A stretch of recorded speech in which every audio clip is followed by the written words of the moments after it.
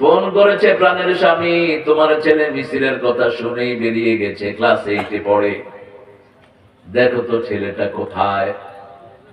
স্বামী বলছে, তোমার ছেলের লাশ আমার রিকশায়।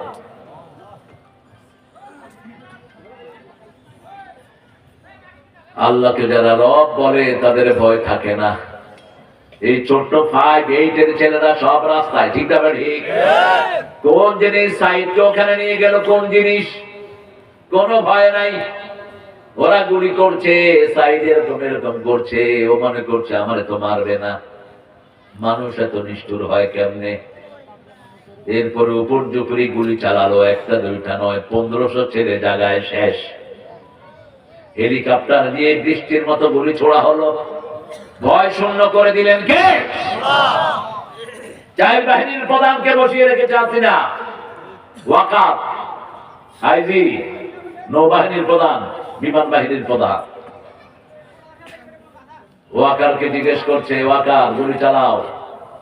ওয়াকার বলছে, আমার কাছে এত গুলি নাই। চারিদিকে মানুষ, চারিদিকে কি? আইজিকে বলছে, তুমি মারো। বলছে, একটাকে মারলে 10টা আসে, কেমনে মারবো? বিমান বাহিনীর ওকে বলছে, তুমি কি দেখলা? কয়, শুধু শুধু মানুষ আর মানুষ। আল্লাহ বলছেন সূরা আনফাল, ইয়াকুনাইশুনা সাবিরুনা ইয়াগলিবু মিয়াতাইন, তোমরা যদি আল্লাহর উপর ধৈর্যশীল হয়ে একজন আল্লাহকে রব মানো, 20 জনের উপর আমি তাকে বিজয় দান করে দেব। তোমরা যদি 20 জন হও, 200 লোকের উপর আমি বিজয় দিব। কার কথা?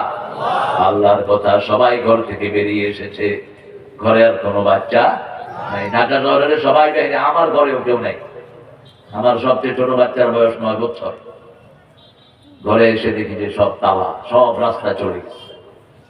এটা কোনো ব্যক্তি করেন, এটা করেছেন কে? কে করেছেন?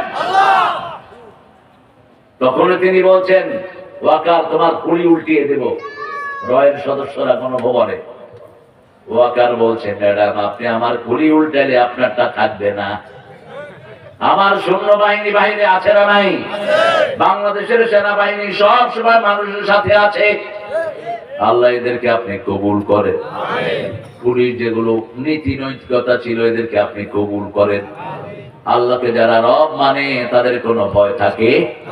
ইন্নাল্লাযীনা ক্বালু রাব্বুনা আল্লাহ, আপনাদের ঠাকুর গায়ের একটা ছেলেকে ধরে নিয়ে নখগুলো টেনে টেনে উঠিয়ে ফেলা হলো, নখের ভিতরে সুই ঢুকিয়ে দেয়া হলো, 3 মাস তাকে অজ্ঞান রাখা হলো। ছেলেটার নাম কি? দেলোয়ার। কি নাম? দেলোয়ার। দেলোয়ার। কেউ মনে করে নাই ছেলেটা বেঁচে যাবে। আল্লাহ বলছেন, যদি আমাকে রব মানো, ফেরেশতা নাজিল করব। তাতানাজ্জালু আলাইহিমুল মালায়েকা। তাকে জিজ্ঞেস করা হলো, আপনার রক্তে আঙ্গুল যে টেনে টেনে চিড়ে ফেলা হয়েছে, আপনি ব্যথা পেয়েছেন? তো প্রথম 2টায় ব্যথা পেয়েছি, তারপরে আর কোনো ব্যথা নাই। ব্যথা শূন্য করে দিয়েছেন কে? আল্লাহ। এই যে পিটালো, কোনো ব্যথা নাই। 3 মাস পর্যন্ত তার সেন্স ফিরে নেই, এমন মারা তাকে মেরেছে। কি অপরাধ ছিল? অপরাধ ছিল সে আল্লাহর দিকে মানুষকে ডাকে। অপরাধ ছিল আল্লাহকে রব বানিয়েছে। ঠিক না ঠিক? আমরা সবাই কাকে রব বানাবো? আল্লাহকে রব বানাবো। তাহলে সাহায্য করবেন কে? আল্লাহ বলছেন, আল্লাহ তাখাফু ওয়া লা তাহজানু, কারো ভয় রাখবো না মনে। ওয়া লা তাহজানু, কোনো দুশ্চিন্তা থাকবে না। আবশিরু বিল জান্নাতিল্লাতী কুনতুম তুআদুন ওয়া আবশিরু, তোমাদেরকে সুসংবাদ দিচ্ছি, জান্নাতের সুসংবাদ। সেই জান্নাতের মেহমানদারি করবেন স্বয়ং আল্লাহ। নুজুলাম মিন গাফুরুর রহিম, আল্লাহ নিজে মেহমানদারি করবেন।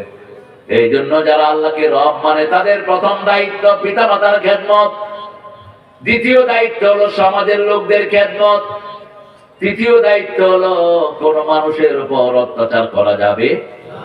আমরা সহ্য করেছি, আরো সহ্য করব। ঠিক না ঠিক?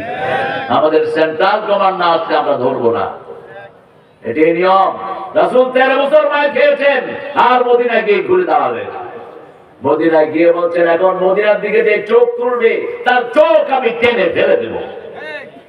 আমার মদিনাকে যারা আক্রমণ করতে আসবে, আমি নিজে যুদ্ধের ময়দানে নামবো। নামছেন কিনা? কথা বলেন। রাসূল বলছেন আমি 5টা জিনিস অধিকার দিলাম তোমাদের। সেখানে মুশরিক ছিল কিনা? ইহুদি, খ্রিস্টান, সব ধর্মের লোক সেখানে আছে, কিন্তু কর্তৃত্ব হলো লা ইলাহা মুহাম্মাদুর রাসূলুল্লাহ।